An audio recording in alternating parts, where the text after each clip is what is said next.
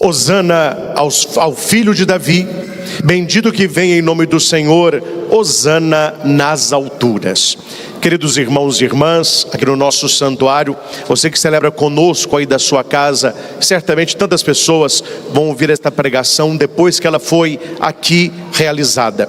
Nós estamos com esta Santa Missa, começando as cerimônias da Semana Santa, chamada Santa ou Semana Maior, onde a igreja, pela liturgia, vai atualizar os mistérios da paixão, morte e ressurreição de Jesus. Nós somos convidados pela igreja a não relembrarmos isso, mas a celebrarmos. A celebração, ela é superior a uma mera lembrança. Com a liturgia, Jesus não morre de novo, os acontecimentos não se repetem, mas eles se atualizam no tempo e no espaço. É como se nós estivéssemos hoje presenciando a entrada de Jesus em Jerusalém. Queremos, nesta Santa Missa, fazer esse percurso entre esses dois temas que se misturam numa cerimônia só.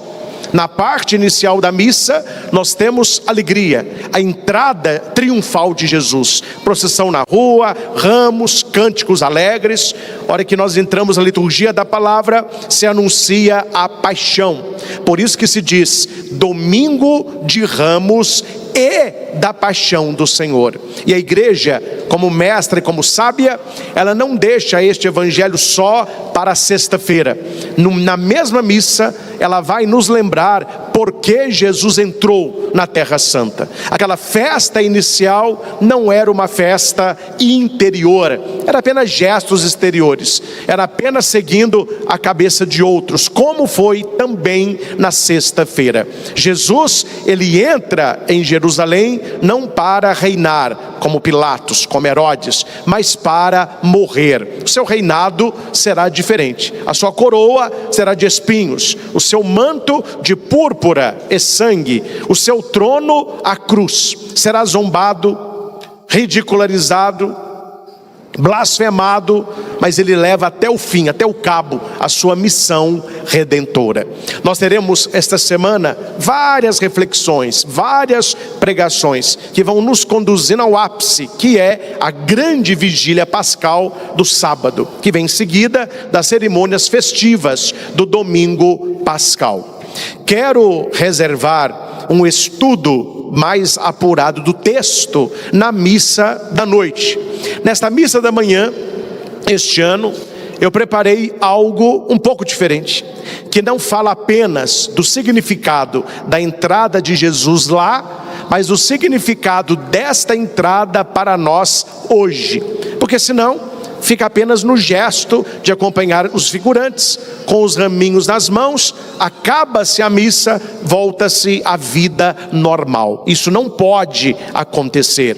Não sei se os senhores já tiveram a curiosidade de ler o evangelho da entrada de Jesus em Jerusalém até o fim, de prolongar a leitura na sua escritura. O final é simplesmente trágico. É trágico, porque a leitura vai dizer que Jesus entrou em Jerusalém, toda a cidade ficou empavorosa, ramos, tapetes, gritos, multidão. Tá bom, faz parte. Mas como que acabou isso? Jesus, ele entra em Jerusalém, na visão de alguns, como um grande político, para derrubar Pilatos e libertar Jerusalém do Império Romano. E não é isso que acontece. Ele não vem num grande cavalo, ele vem numa jumentinha, para se cumprir uma profecia que se dizia que o Messias viria na jumenta. Estenderam ramos, colocaram um tapete. Depois que acabou tudo isso, cada um voltou para a sua casa, cada um voltou para a sua vida. E nosso Senhor, ele que entrou em Jerusalém para ser acolhido, ele entra para ser acolhido. Qual é o final do evangelho? No fim do dia, Jesus sai de Jerusalém e ele vai para Betânia, a casa dos seus amigos, Maria, Marta e Lázaro. O que eu entendo com o final deste evangelho? De que toda aquela festa não era do coração, era apenas para cumprir ali o auê da turba. Não houve uma casa sequer para receber nosso Senhor. E aqui se repete, Jesus, quando estava em Belém, não houve hospedaria para ele, nem para Nossa Senhora e São José. Ele entra agora em Jerusalém, não houve uma casa que o recebesse. E ele teve então que ir para a casa dos seus amigos. E ele vai passar lá à noite, conversando, ceando, interagindo com amigos. Maria, Marta e Lázaro. Nós precisamos, meus irmãos, como Jesus, ter casas de amigos, não de conhecidos, não de multidão. A multidão, ela muda de lado com muita facilidade. Infeliz daquele que vive por causa de multidão. Infeliz daquele que vive para agradar a todos. Ele termina desagradado e não agrada a ninguém. Aquela multidão que com os ramos vão gritar: Hosana, bendito que vem, é que vão trocá-lo por Barrabás dentro de poucos dias. Não houve uma casa para acolhê-lo, não houve conversão quem continuasse, não houve quem permanecesse. São textos, meus irmãos, difíceis, trágicos, porque nos revelam a superficialidade dos relacionamentos humanos, a superficialidade de muitos quando a questão é fé. Muda-se com muita facilidade. No domingo hosana, na sexta crucificam. No domingo missa, na sexta já é balada, já é pecado, etc. Troca-se com muita facilidade, abandona-se com muita facilidade. Esses ramos que os senhores estiveram nas mãos, os que ficam na igreja, serão amarrados e guardados. Ano que vem, na quarta-feira de cinzas, eles serão queimados, peneirados, e é esta cinza desses ramos que vamos passar na nossa fronte, lembrando um chamado à conversão. Por que que os fiéis trazem os ramos e por que vocês vão levá-los para casa? Para os antigos, pessoal mais de comunidade rural, eles guardavam os raminhos, eles iam secar. Quando tinha uma grande tempestade, eles colocavam fogo no raminho. Aquela fumacinha era para acalmar a tempestade. Tá bom, isso é religiosidade popular, é a fé do povo mais simples. Mas por que que nós levamos os ramos? A igreja assim nos ensina que nós devemos levar o ramo para casa e colocá-lo num local de destaque, ou no pé de uma cruz, ou no canto de uma parede, e você verá durante esta semana o que vai acontecer com o ramo. Ele vai perdendo a cor, ele vai perdendo esta vida aparente, e ele vai secando, ele vai murchando, daqui a pouco ele vai para o lixo. E São Crisóstomo diz para a igreja: olhai para este ramo que seca, é tua vida, se não te converteres, ó infiel. É um grande chamado à conversão. Porque a nossa vida é esse raminho. A gente nasce verdinho, forte, cheio de vida. Vai chegar um dia que nós secaremos e que nós voltaremos a ser pó. Este ramo que nós balançamos nas procissões não é apenas um ramo, é a nossa vida, é a sua vida, é a sua história que está dizendo para o Senhor: contigo vida, sem a tua presença morte. Jesus já falou sobre isso, né? Um ramo que não fica fixado nele, seca, morre e é queimado. Esta, meus irmãos, esta é a vida do ímpio. Este ramo que vai secar é o caminho daquele que não tem fé, que aproveita no auge da juventude, que aproveita os prazeres e ilusões do mundo, mas que a pessoa não vê que a cada dia é um dia a mais de vida. Glória a Deus por isso. Mas é um dia a menos de vida. Um dia a mais vivido é um dia a menos para se viver. Aí vai dizer Santo Agostinho: não se vive para a morte, se vive para a vida. Nós não vivemos para morrer, nós vivemos para viver. É isso que Jesus disse: eu sou a ressurreição e a vida. É neste contexto que nós iniciamos a nossa semana maior, olhando para o Cristo que entra, assumindo a verdade do Cristo que vem, mas assumindo a nossa verdade, a nossa contingência. Ele necessário, nós contingentes, podemos ou não, podemos ou não. Jesus, ele entra em Jerusalém e é aclamado com Hosana. Hosana é uma exultação para quando os reis vitoriosos voltavam das guerras. Todo rei que ia para uma batalha e ele vencia a guerra, ele era recebido com Hosana, era uma exaltação de vitória, uma exaltação de glória. Agora, o Hosana tem a ver com uma outra palavra, ou com uma outra situação, que é o Getsemane, que Jesus vai para o Getsemane. E o que tinha no Getsemane? Oliveiras, azeitona. E o que significa a palavra Getsemane? Significa máquina de triturar azeitona, de amassar azeitona, para sair o óleo que é a primícia. Quando Jesus vai para Getsemane, ele vai como esse fruto do Pai que será amassado, triturado, para escorrer, não o óleo da oliva, mas o sangue do madeiro. É por isso que a traição é no Getsemane, é por isso que a angústia é no Getsemane, é por isso que é no Getsemane que ele começa a suar sangue. É na primeira colheita da azeitona que ela já começa a soltar o óleo mais puro. Então tudo envolve a paixão, tudo envolve a dor, tudo envolve a traição.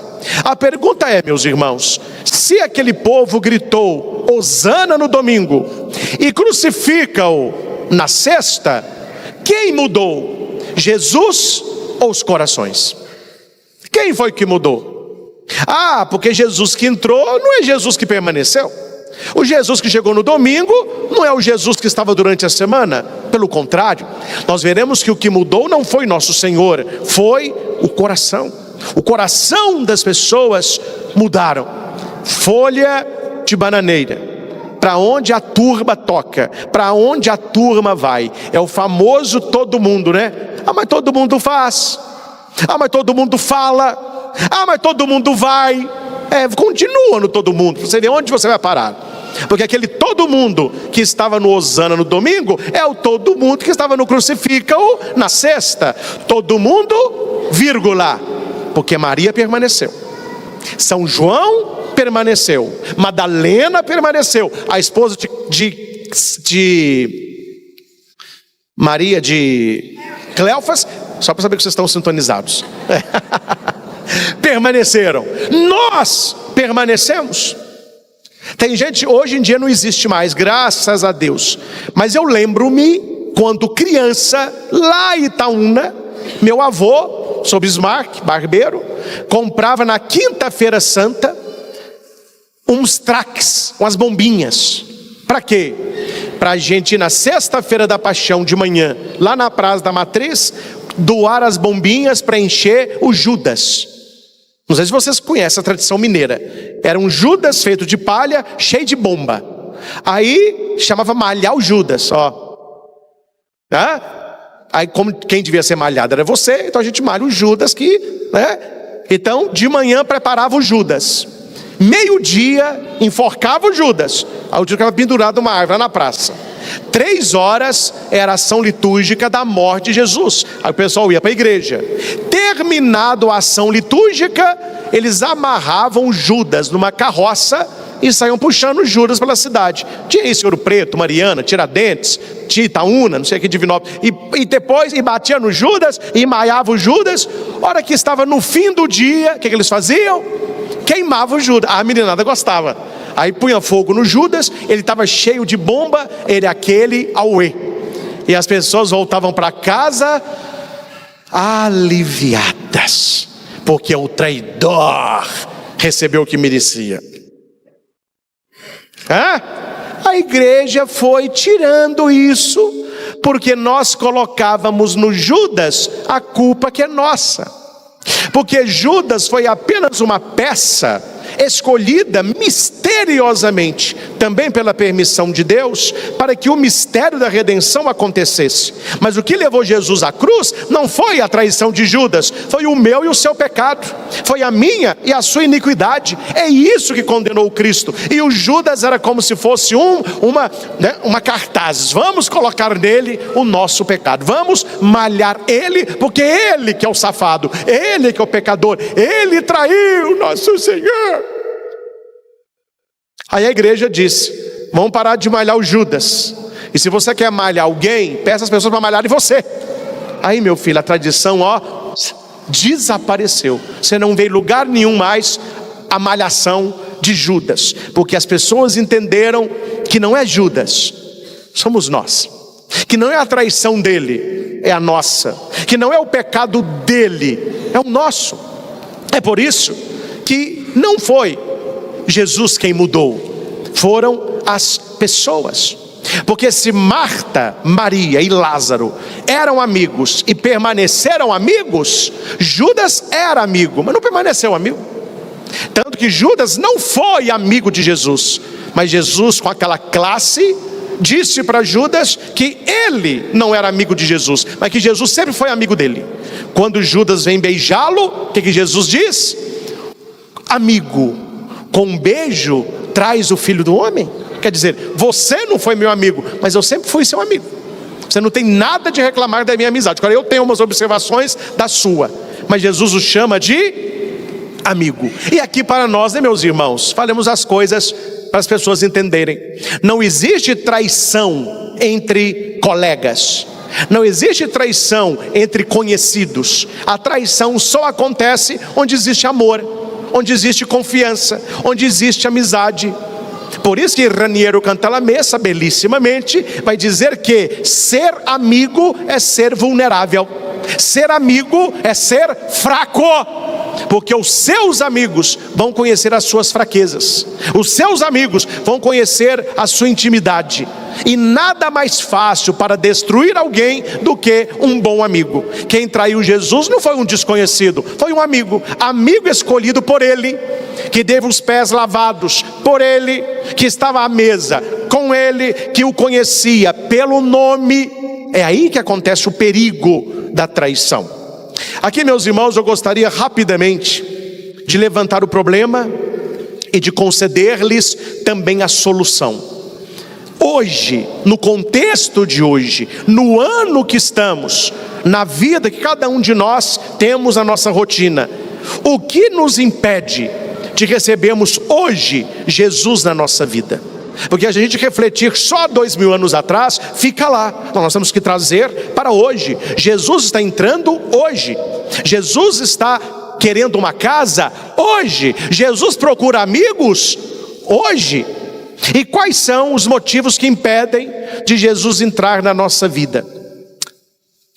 Entre tantos, eu resumi em 5, para não ficar uma coisa longa. 5 apenas. Atenção.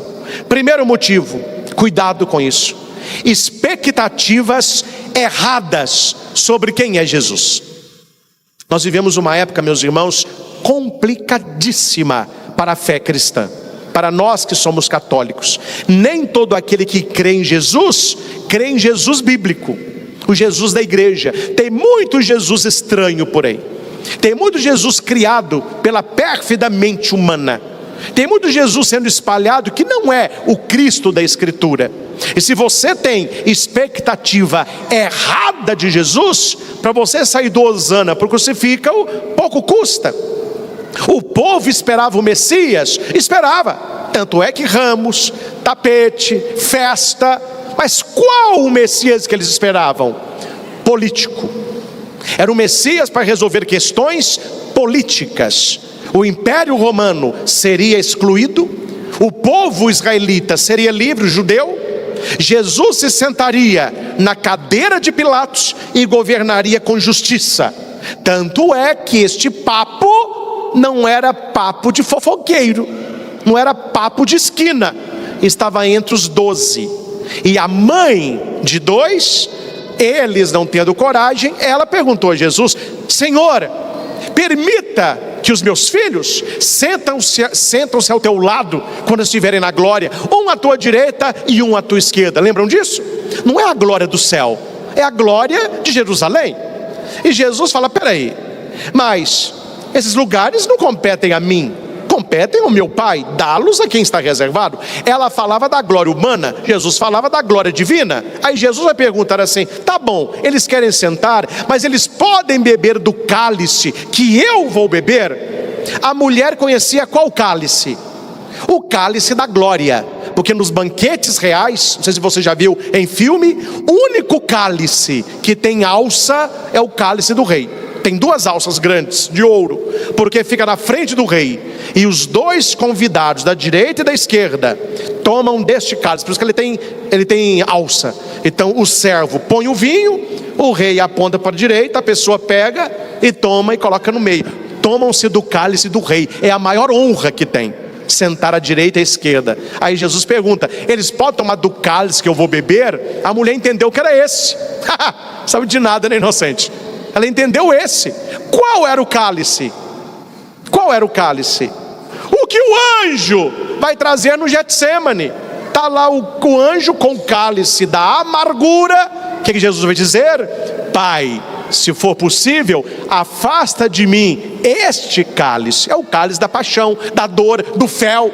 E a mãe, achando que era glória, claro que eles podem beber. Aí Jesus diz: beber eles vão beber. Agora você vai estar do meu lado, é outra história. E os dois beberam, porque tirando João, que morreu de velhice, todos os outros 11 morreram derramando o sangue, tomaram do cálice. Cuidado, meus irmãos, muito cuidado quando você tem expectativa errada de Jesus. Eu sei que não é fácil não tê-las, mas quem mexe aí com psicologia, etc., e atende pessoas doentes na alma,